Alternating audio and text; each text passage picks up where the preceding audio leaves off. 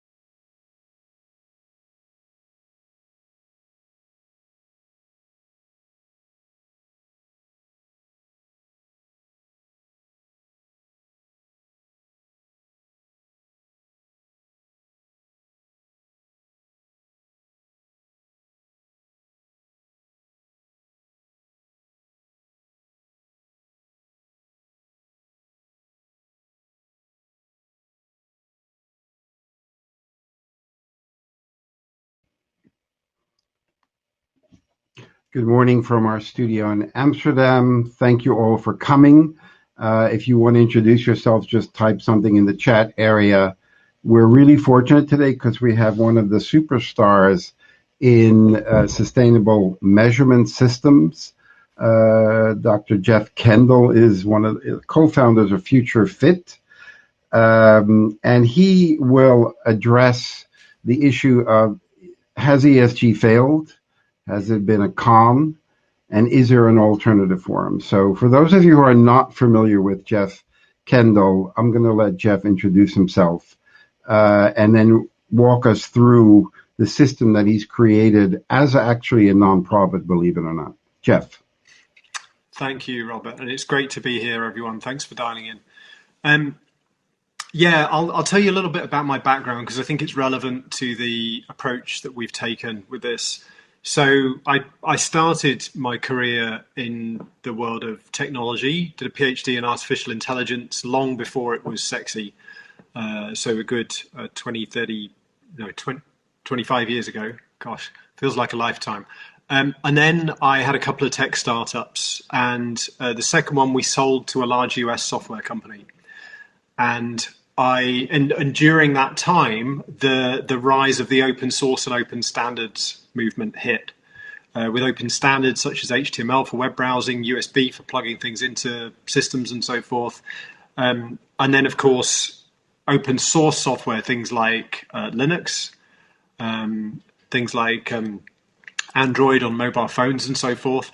And this really completely transformed the tech landscape. And a lot of software companies that thought that the value of IP lay in its secrecy and keeping it closed fell by the wayside. Only the very large ones like Microsoft survived. And everyone else went over much more to a services-based model where you give away the IP so that everyone can raise their game, and then you provide services to help them apply that.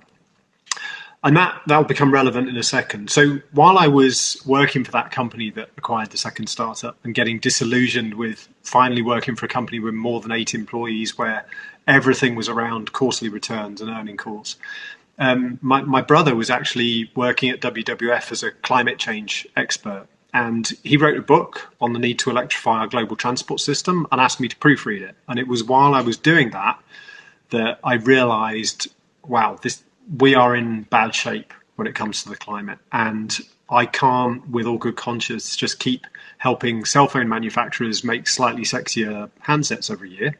I need to go off and do something about this. So I jumped ship and I managed to get a job at Sustainability in London, the think tank and consultancy that John Elkington founded 30 odd years ago. And I did that basically because the organization was putting together some fantastic thought leadership work.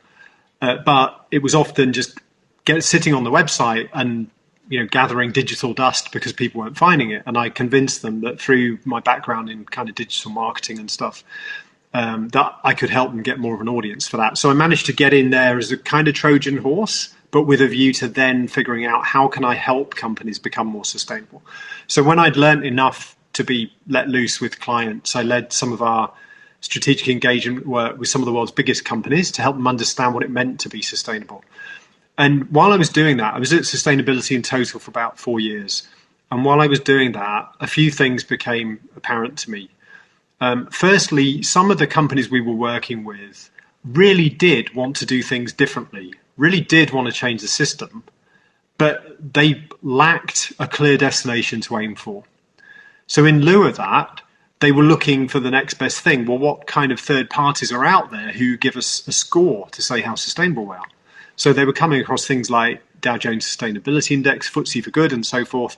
And what I found was, second thing, was that a lot of those companies, despite all of their ambition to do things differently, ended up chasing the ratings, ended up thinking, well, we will be a leader if we are top of that ranking, right?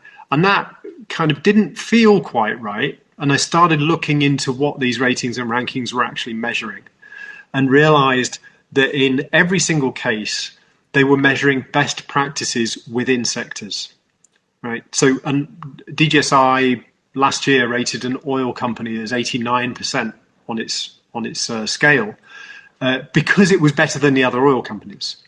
Now that's completely missing the systemic risks on and posed by the oil sector, right? You're literally thinking inside the box if you're saying that those companies are anywhere near 100%. So realize that actually we're benchmarking against the wrong thing. We're benchmarking against best practice versus required practice as defined by the science of planetary boundaries, social foundations, and so forth. So we were measuring the wrong things. Companies were understandably wanting an external yardstick by which to measure progress, but until they had one that measured the right things, they were just going to be constantly looking over their shoulders at what their peers were doing rather than looking at the destination and figuring out how do we need to get there. So that was the challenge I came across at sustainability.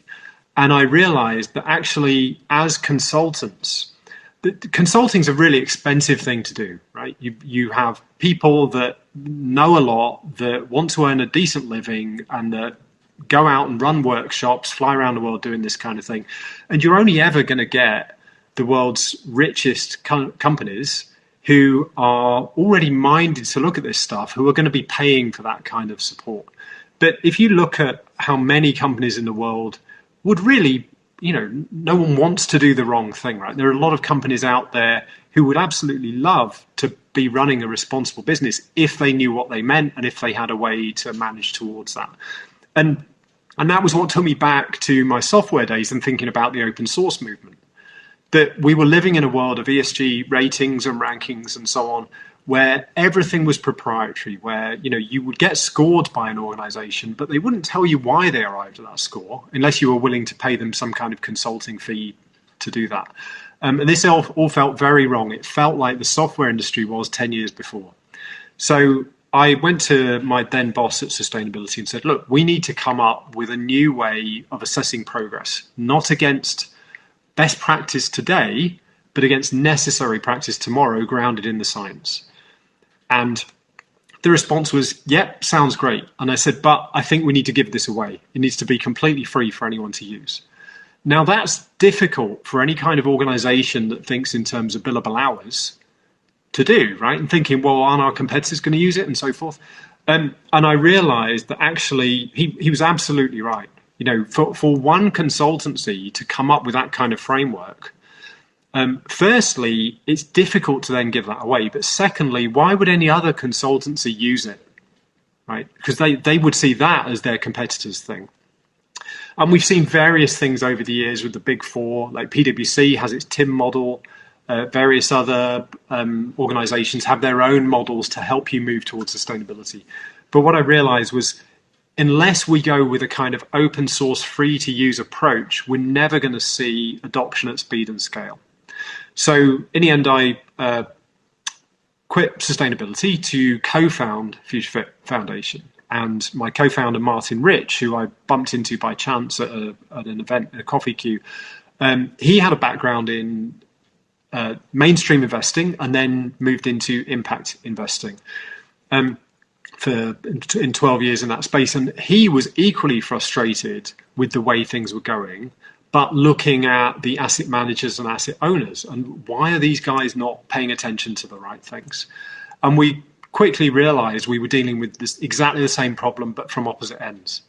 that the flows of data through the system were not adequately recognizing meaningful progress and were therefore not able to reward meaningful progress through allocation of capital, through company reputation measures and all this kind of stuff.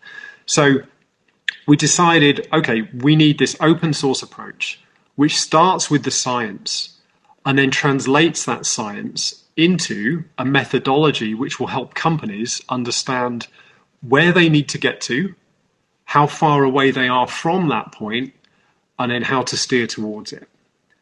And what we realized was the last thing the world needs is another reporting standard for companies to be bashed over the head with. And that we needed instead to focus on the management of extra financial performance. Calling it non-financial performance is really not a good idea, right? Because then the CEO thinks, oh, it's not my job then. So extra financial performance, you've got to focus on the management of that to the point that it becomes so embedded that disclosures around that become easy. So that's kind of like if you think of the way we treat financial disclosures today, you manage financial aspects within your core systems within a business all the time. Every single decision is bringing this stuff in. Is it more expensive to do this or to do that? Launch this product range, that one, put a factory here, put a factory there, right? And you have all of these systems baked into how you do business so that when you do need to publish your accounts, it's a slight simplification to say it's a push of a button, but it's not far off to produce your P&L. Okay. Instead, where we've got to in the world of sustainability and ESG is that everything's been driven by reporting frameworks like GRI and others. And don't get me wrong, they've done a lot to get us where we are today. Right? There would not be thousands of companies in the world producing any kind of sustainability report if it was not for the pioneering work of organizations like GRI. But the hope back then was that if we get companies to report on this stuff, they would start actively managing this stuff. Right? And I think that's where there has been a disconnect. That often, even now, sustainability reporting within companies is something where everyone kind of stops what they're doing once a year, gathers all this data, pulls it together into a report, which they ship possibly at the same time as the annual report, or maybe even integrated to it, but not with very much integration, and then sends that out the door, and then it's like, get back to what we were doing. And that's a very different thing. And what we're trying to do with Future Fit is say, okay, let's start with a management methodology which once you've embedded enables far easier disclosures. And then let's make those disclosures much more meaningful by benchmarking not against the status quo, but against where you need to be. So this is much more forward-looking disclosures. For example, measuring progress towards net zero greenhouse gas emissions, or progress towards paying everyone a living wage, or progress towards all of your products being repurposable at the end of their useful life, and so forth. And so you've got much more of a sense of progress on a trajectory towards this destination, explaining where you are, where you're going, and why, and how you're going to get there, rather than this kind of looking over your shoulder and thinking, yeah, we're doing better than our peers and we're doing slightly better than last year, so we're good to go. And I think if we're going to make any kind of meaningful progress toward a flourishing future for all, one which is economically inclusive, socially just, and environmentally restorative, we have to get beyond this feeling that being least bad among peers is okay. Leadership is about having a clear destination to aim for, a clear plan to get there, and being willing to beckon to others to tell them to come along with you. It's not about being slightly less bad than everyone else. So in a nutshell, that's kind of our approach here. And the reason it's open source and open standard and that we're a charity is that I realized, the open source approach is something that will scale. Give it away. Why wouldn't people at least take a look? Right? But secondly, it was really important that we set up not to be consultants, that we wanted to create this core IP that would enable an ecosystem of other organizations that could actually make a living from this.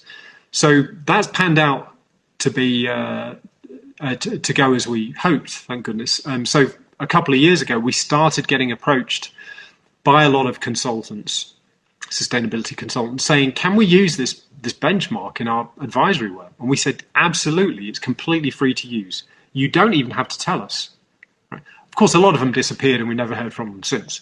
Right? But then about half of them said, okay, that's great, but can we say we know what we're doing? Can we say we understand this thing? And of course, that's a very different question.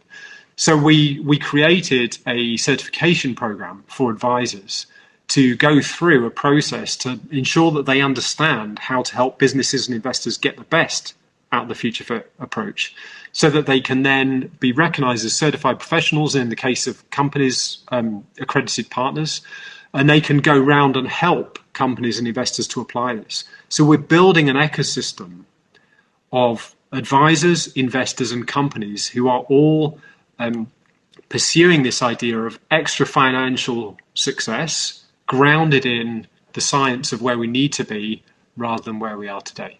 But I'll pause there. That's a lot to lay on everyone at once. No, I appreciate that, but fortunately, no one has asked a question, so I can pose my questions myself. ESG has mobilized, according to the industry, a lot of money, but has done nothing at all to improve the society or the environment. Yeah. Zero. Maybe even minus zero.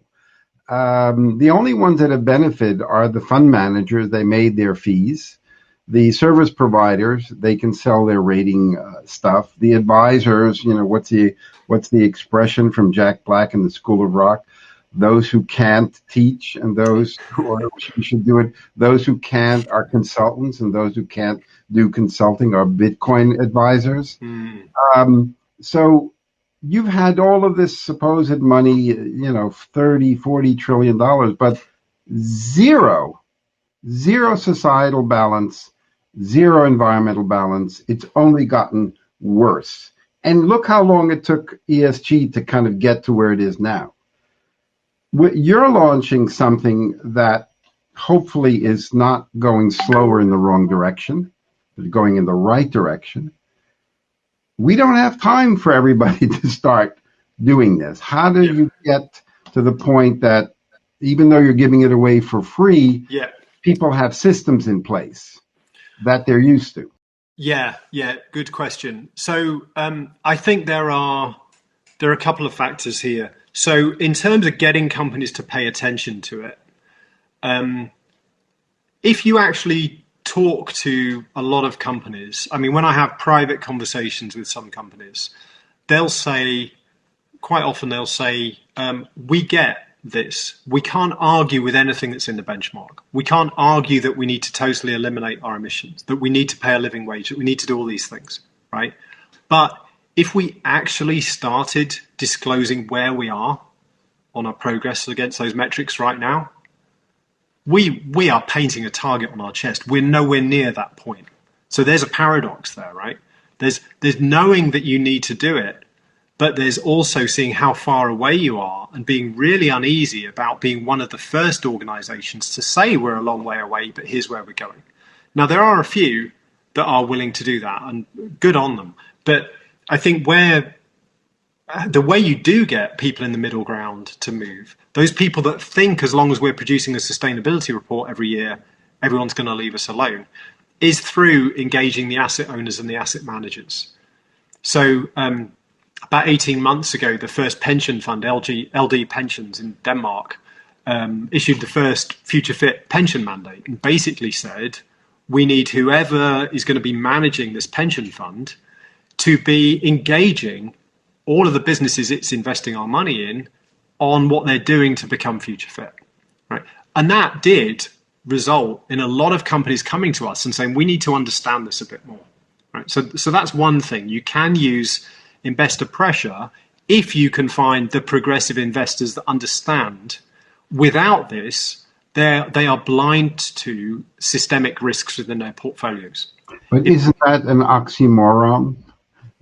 Progressive investors who, who keep complaining ESG data is not good enough, and they never said a word about the bad financial data, which caused the financial.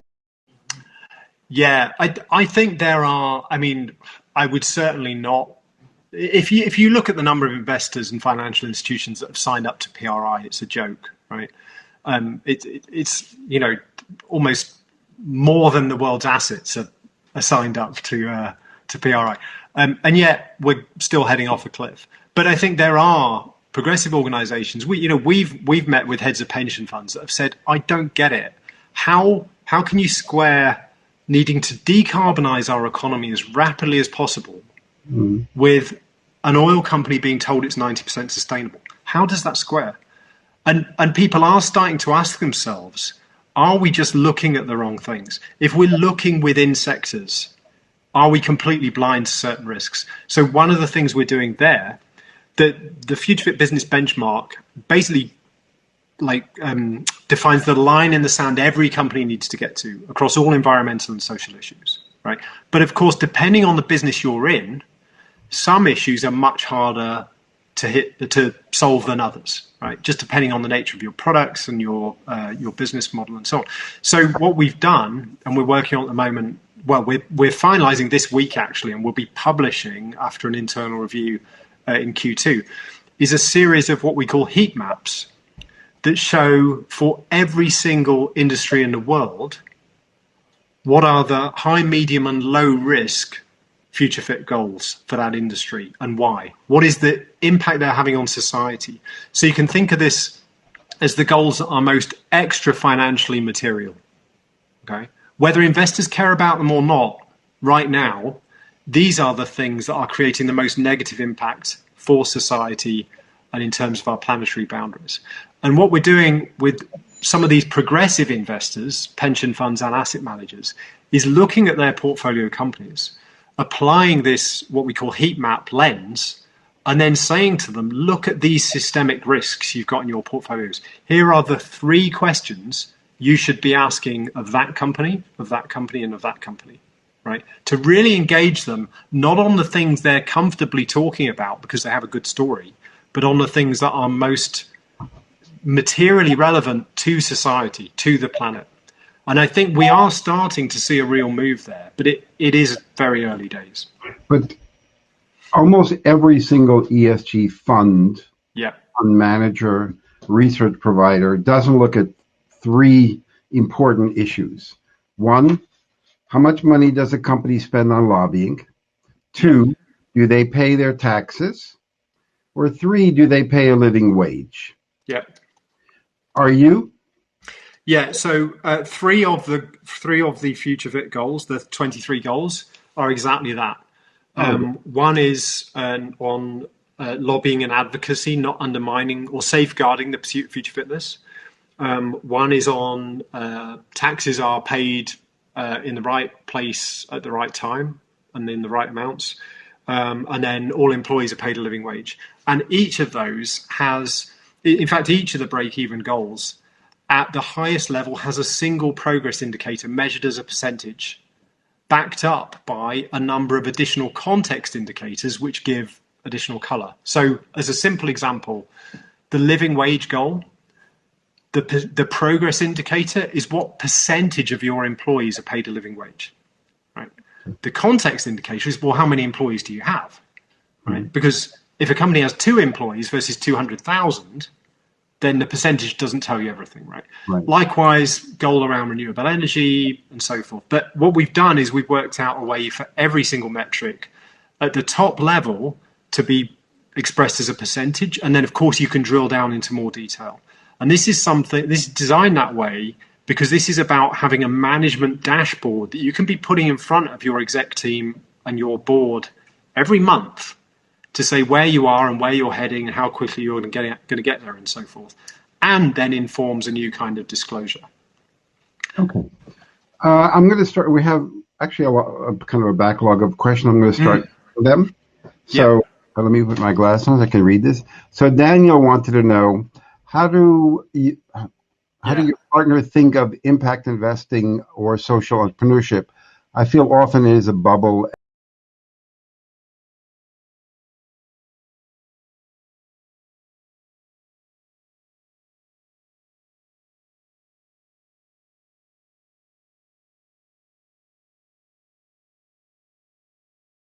Okay, why is that?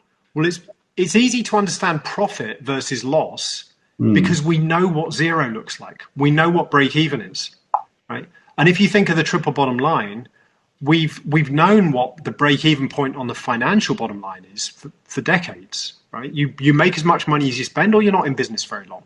Now, what's the environmental and social equivalent? How do you reach that break even point? And that's why we call the Future Fit goals the break even goals. So that gets you to the point where you're not in any way undermining the systems you as a business depend upon. And you're safeguarding your employees and your customers and so forth. But then we've also defined, grounded in the same system science, what we call the positive pursuits. And these are all of the outcomes that you can deliver as a business, whether it's through your products and services or philanthropic projects or whatever, that will actually take us closer toward a environmentally restorative, socially just, economically inclusive future. So, for example, you might be sucking carbon down out of the air as one thing, right? Now, in that way, what we've done is we've been able to calibrate so you can say, well, what activities truly are restorative versus what are just slowing down your bad stuff. And I think this plays out well when it comes to social enterprises and impact investment, because in some cases, you look at what companies are doing and you think, actually, that's kind of business as usual, but with really good marketing. And in other cases, you think, no, they are actually having a really significant positive impact. And as their business scales, so would that impact scale. And that's great. Now, of course, the important thing is that you look at the two holistically. There's no point having an amazing positive impact through your products and services if you're relying on supply chain practices that are actually slowing down progress towards the SDGs. For example, your suppliers pay so little, they're keeping people in poverty. Yeah. So it's all about a holistic assessment, but at least Future Fit gives you a way to calibrate and sort the greenwashing from the actual regenerative business. Okay. Robert Delner had a question on culture. How do you see the importance and integration of culture taking place in organizations? Or are you capturing that or not capturing that? So I think actually we don't try to say what is good culture versus bad culture within the benchmark, in the sense that there's no kind of science that pins down, well, here's the threshold of what good culture looks like. But an organization that is embedding and embracing the idea of a line in the sand we need to reach to ensure we're in no way undermining societal flourishing, and we're going to try to maximize our extra financial value beyond that through having a regenerative impact. The organizations that have started embedding this and embracing this, it's amazing to see how quickly people across the business rally to this thing. In fact, one example, Body Shop, Chris Davis there, the head of sustainability, who's been there for many years, since the days that Anita Roddick was leading the organization, long before it was taken over by L'Oreal. He once said to me that since they've started using Future Fit internally, various people have said it's like Anita's back in the room.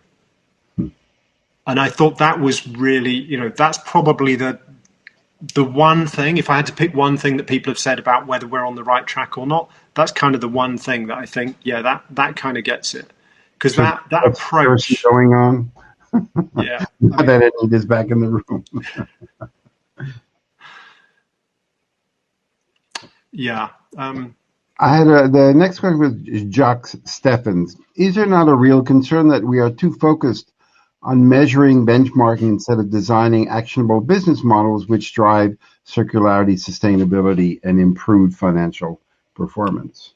Yes, Jack, I would agree. There is too much measurement for measurement's sake.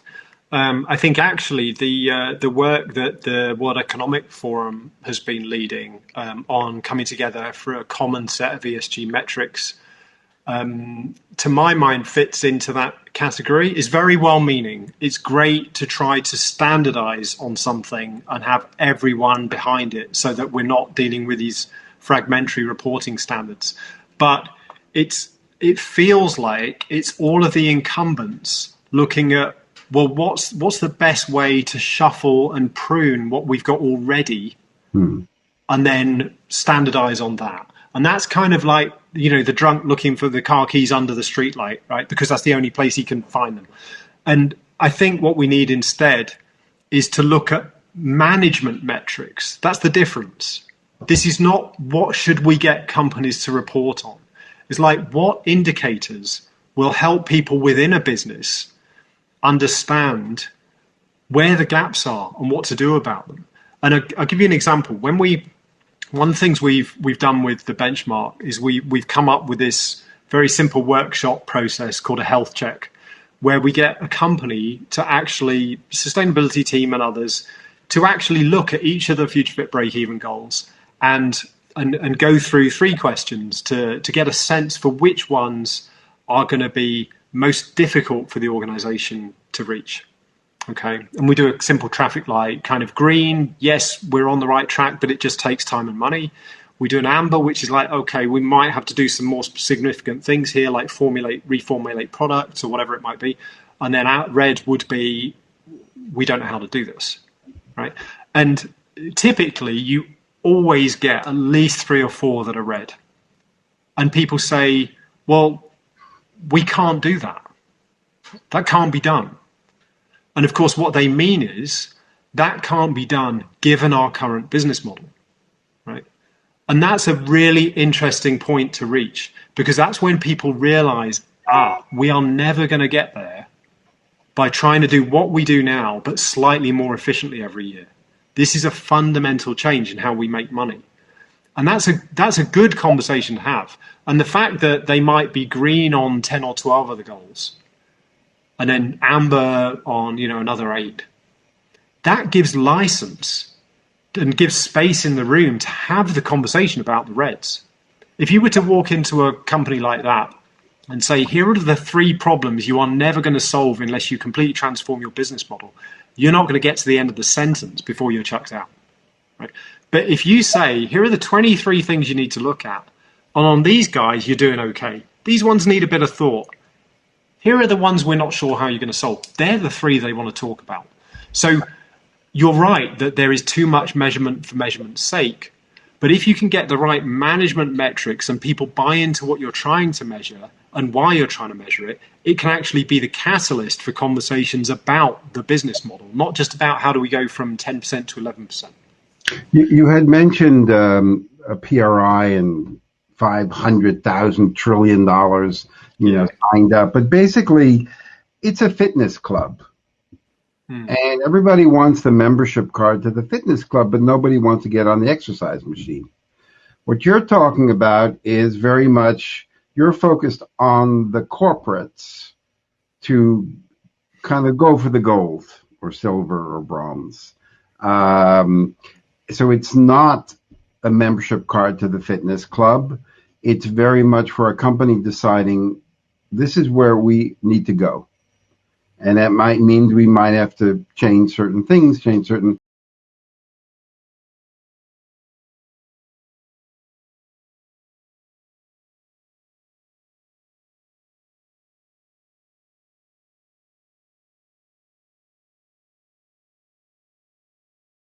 Things like that. So have you gotten any feedback from some of the companies who went through the transition? I know it's kind of early days. Yeah. And say, my God, I lost my best people, but we've got a company that we're proud of. No, I don't think so. I mean, it's usually the other way around. It's usually people are, at an individual level, people are nervous about initially that they think, wow, actually, if we were really to look at living wage versus minimum wage, we're probably at 10%. Okay. But then they feel liberated that they're allowed to have that conversation, right? So I think usually the people that speak up are the ones that say, I'm so glad we're doing this. Now, of course, where it can grind to a halt is when people start saying, well, we need to be reporting on this, right? That's when everyone's like, whoa, hang on a minute. I'm happy to use this. And when I've spoken at conferences, obviously not over the last year or so when it's been virtual, but and I think it's true of Martin as well. Whenever we speak at a conference, someone will come up to the stage afterward and say, "Hey, we've been using this, but don't tell anyone." And I think that's the bigger challenge we've got right now, and that's why getting the investors to start asking them, well, when are you going to start telling us your future fitness is really key. Okay, Andrew, who Lorraine Smith spy over here. What hurdles did you face when you realized that this must be an open sourced framework? How do you keep the machine running without a revenue model? Yeah. Geoff hasn't told everybody, but he's basically a secret billionaire, and he's just that cash. Oh, if only. So we are a charity, and that works well for us in the sense that because we decided from day one this had to be open source and had to be a public good. We're only a small team. And because we'd done that, when we went to academics and other experts and said, look, we really need your help in putting this guidance together, but this is not product development. Anything you tell us that helps us improve this methodology, the whole world will get free access to, right? That was profoundly important. And we thought it would be, but it's played out to be incredibly important. We've never had anyone say, "I'm not going to help you do this." Everyone wants to contribute to a public good if they are welcome to do so, and they are encouraged to do so. Now, of course, how do we keep the lights on? Yeah, sometimes it feels like the lights is one candle that we're all huddling around. It's never quite the kind of bright room you would want. But we've been lucky enough to get grant funding from a number of sources, including UK DFID, various foundations around the world. And we have a development council of companies and investors that have been actively using the benchmark as early adopters and basically spend all their time telling us what's wrong with it and how to improve it. And they all pay us a small annual fee as well to help us keep the lights on. We do also get fees from advisors. So I was mentioning to Robert before that we've been asked by various consultants around the world, can you use this? Can we use this in our consulting? They're more than welcome to do that. But if they want to say that they are like approved Future Fit certified professionals, that they've gone through an exam to be sure they know what they're doing, then they pay us a small annual fee for doing that.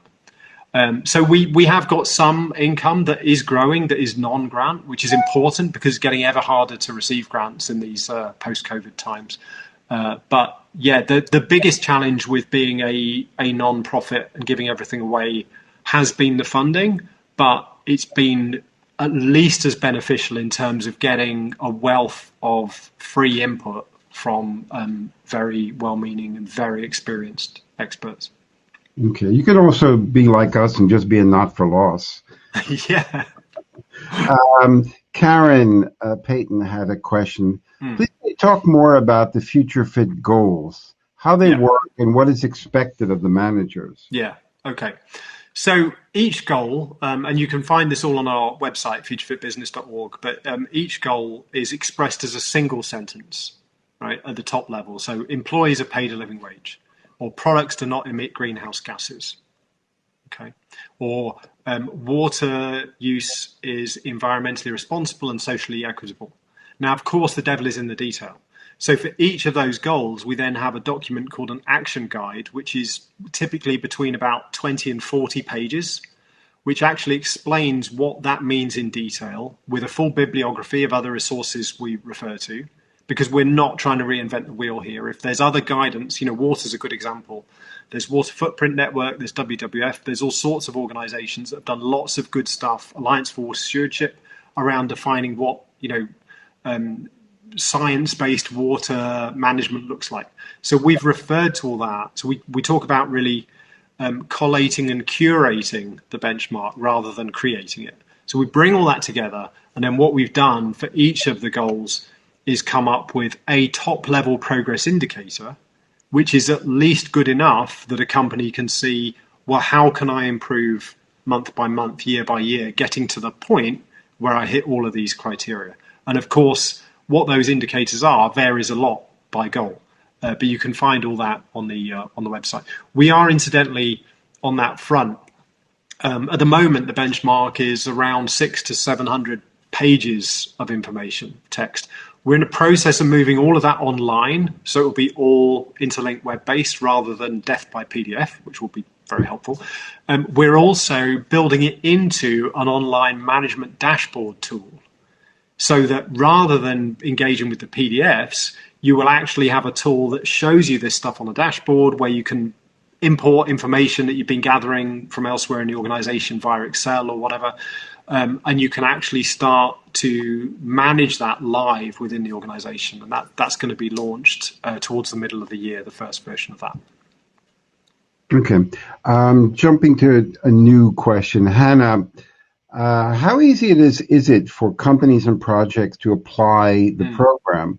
Do they need to hire a consultant to apply it into their company?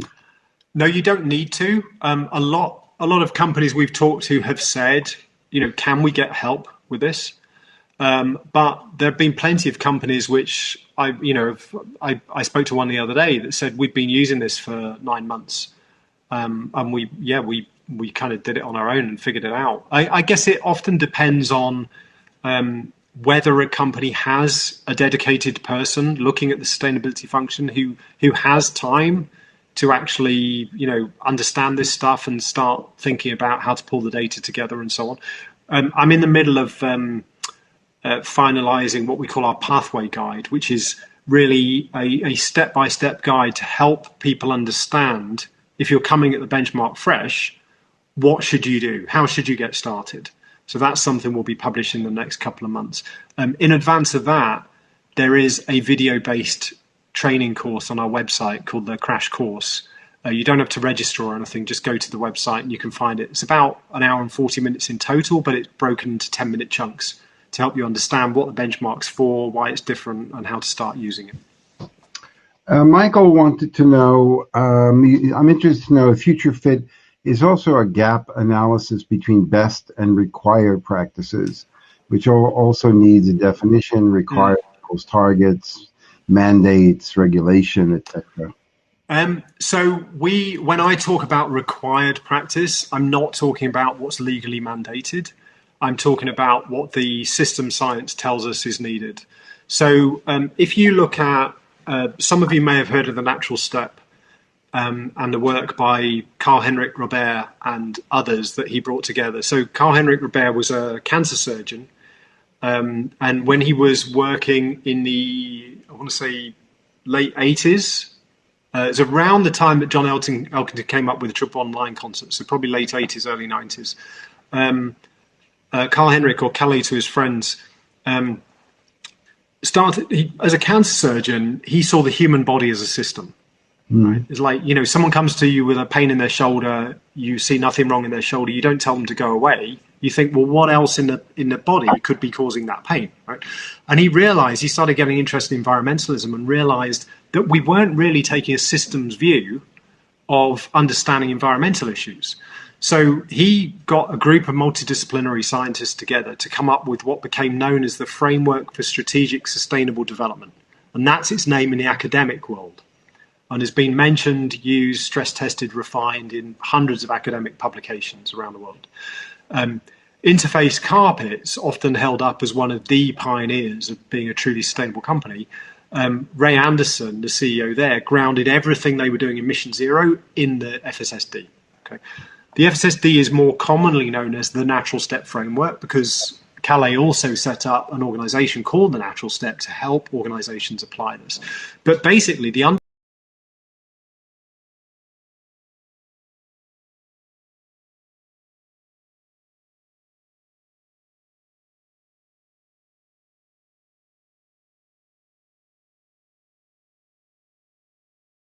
it's really rigorous.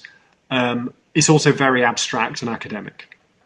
So what we've done is we've started with that and said, okay, how do we translate that into language and guidance that the average business person is going to understand? Right, and that's where the benchmark started. So when I mentioned required practice, I'm not talking about what the UK government currently mandates, for example. I'm saying grounded in the system science, around, for example, not contributing to a build-up of human substances in the Earth's atmosphere, that kind of thing, translating that into these goals and then thresholds of performance that they embody and then ways to measure progress towards them is what I mean by required. And usually that's far beyond what current regulation says. You like Kale, are quite non-judgmental. I mean, I never heard you say, boy, your children are ugly to a corporate. And I often wonder, maybe you should actually be watching more George Carlin before you do presentations, because I understand, because Carlin was the same. He didn't, he said, you're here.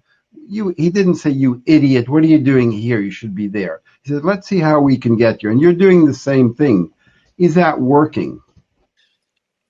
So I think if we were to go into companies and say, you're doing this wrong, or you're bad in this area because X, right? It doesn't get you very far, right? Mm-hmm. I mean, one of the companies on our development council is De Beers, right? Mm-hmm. Now, De Beers basically digs up sparkly things and sells them to rich people, right? That's the business model. They sell diamonds and diamond jewelry, right?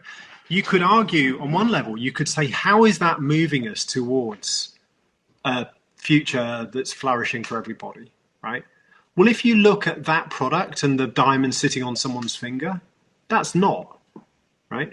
But imagine a diamond jewelry company that was looking at its whole value web through the lens of regeneration. Okay. Right? Now, De Beers, one of the projects they're working on is they've found a way that it turns out that kimberlite, which is the rock that most diamonds are found in, and therefore that ends up being in lots of their mine tailings, naturally pulls CO2 out of the air. It reacts with CO2 in the air. Okay. So what they've been looking at is how can we speed up that process by crushing those mine tailings and forcing air over it. And by some estimates, they think that they might be able to sequester 10 times as much CO2 in the mine tailings as was emitted during the lifetime of that mining operation, right? Now, that's really interesting, because when I hear that, I think, actually, you could think of them, if they get it right, as becoming a carbon sequestration company. And as a byproduct of that, they also end up with those sparkly things, which are another revenue stream, right? Now, that mindset shift takes a while, but there are people in the organization looking at things like that. And to my mind, if we were just to go in with a stick and say the world does not need a diamond company, we're never going to get past the front door, right? If we can say, look, think about your business totally differently. What opportunities do you have to have a regenerative impact while also doing everything you can to eliminate the negatives? And that goes a long way. Okay, Thomas wanted to know, do you see ways to include the non-financial goals into the financial metrics, example, through the internalization of externalities? Yeah, this whole area I get quite nervous about. There are lots of efforts to put a monetary value on impacts. And there's the Puma came out with their EP&L a few years ago. There's been various things, Kerrig since then, and then other organizations who've looked at putting a number on impact, a dollar number on impact. I can see the appeal of that, but I think it's playing into a system that already values dollars too much above all else. You also, the minute you start to put a dollar number on impact, you get into crazy situations where people think that impacts are nettable. So, the cost of preserving a hectare of rainforest gets kind of weighed against the value of a healthy pregnancy in India. And you think these two things cannot cancel out. That's part of the problem. And the minute you move things to dollars, it's almost inevitable that spreadsheets end up going that way. So how to combine these extra financial metrics with financial, I think, is quite tricky. The way we've looked at it is try to at least link them together. So, for example, we have a goal: products do not harm people or the planet. Okay, And we have very specific criteria for different kinds of products saying what is good enough to qualify and what isn't, right?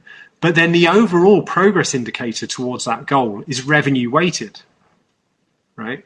So it brings in the financial aspect. What does that mean?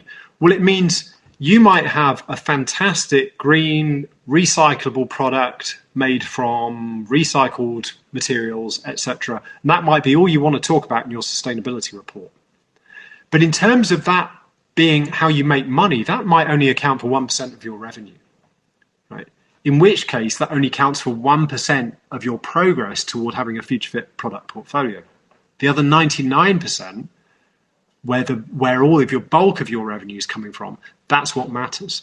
So what we're doing in revenue weighting the product side indicators and cost weighting the procurement side indicators is helping people understand the difference between a feel-good story about a product that you hardly make any money from versus where are you actually creating value for the business, and do the two align?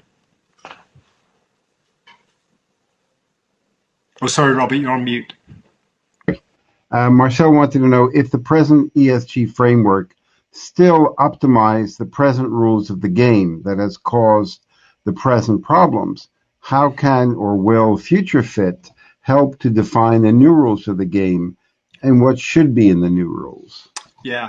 So it all starts with the system science of where we need to get to. And once you calibrate around that break-even point, that kind of do no harm point, you can start to put a credible, actionable meaning around what it means to be regenerative, right? So our approach and indicators focus on regeneration and resilience as much as they do on risk and responsibility.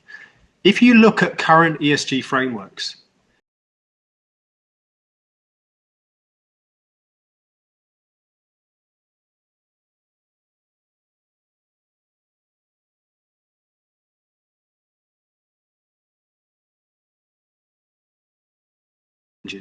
we need to do much more than press the brake, right? We actually need to turn the wheel. And that's why I think you're absolutely right. We're helping people be slightly less bad in a more consistent way. And what we need to do instead is give them a clear destination to aim for and a way to steer towards that and a way to explain how they're going to get there. Okay.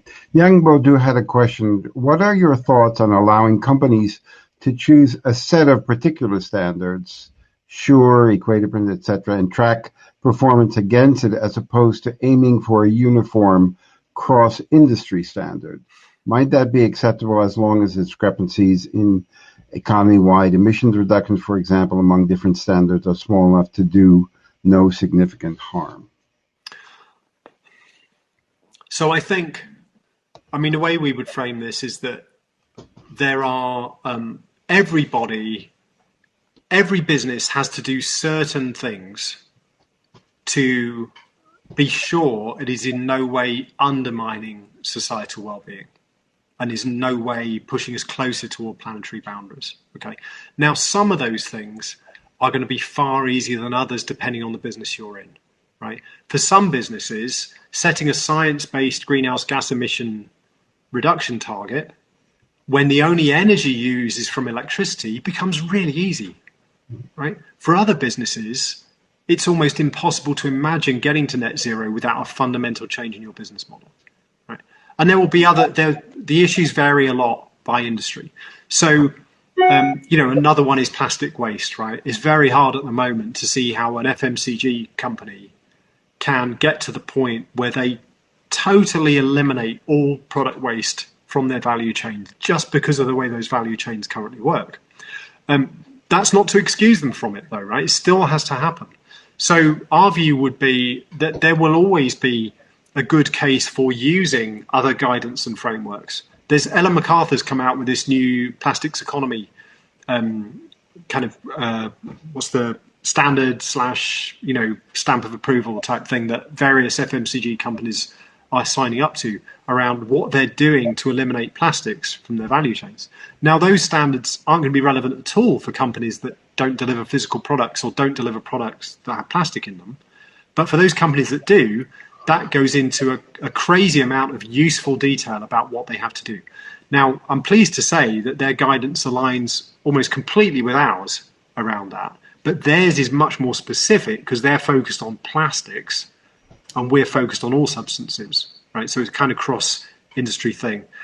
So I would say FutureFit gives you a way to bring all of this together and make sure you're not leaving any gaps. While, of course, depending on the business you're in, there may well be different things you want to use underneath that to help you with specific industry issues and so on. But doing it in this way, and one thing we do with the FutureFit disclosure approach is say, if something is a very low risk for your business and we have a set of questions to help you identify that, then it's much lower importance that you start reporting empirical data towards that. And you can do that like in the third year of your disclosures.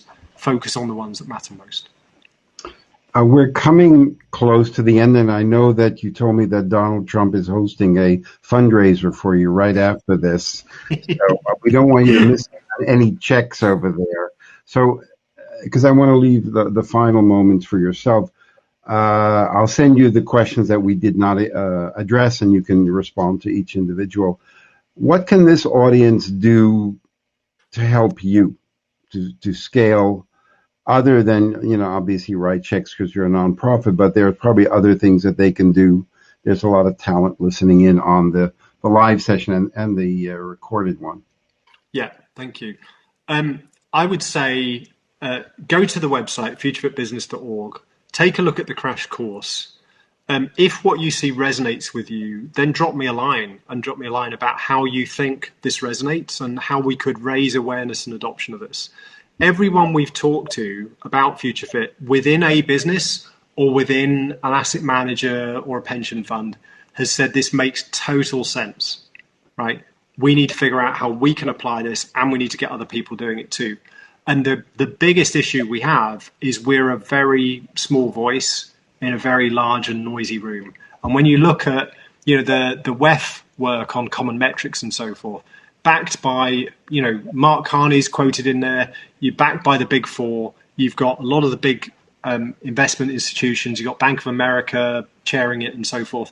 It's really hard to get noticed within that space. So anything that you can do to steer us towards the kind of biggest levers we can pull to drive that awareness, the better. Thank you. Just for people don't realize, there's a lot of functionality in the Run the World system for reaching out, connecting, sending private messages. Explore that.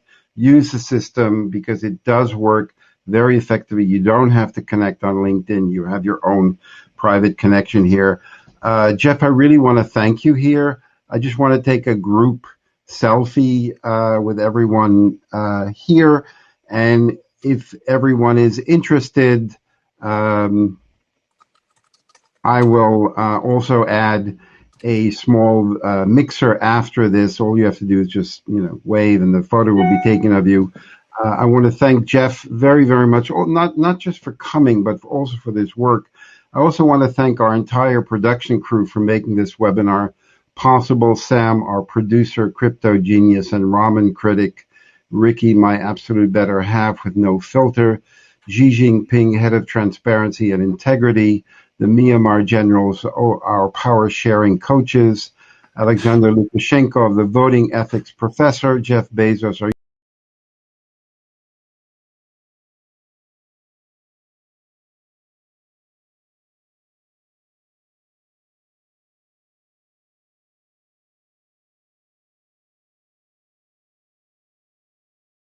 our humility coach. So thank you all to the entire production and everyone here who joined us. I will add, for those of you that do want to join the mixer and network among each other, I'm going to add 4 or 5 rounds.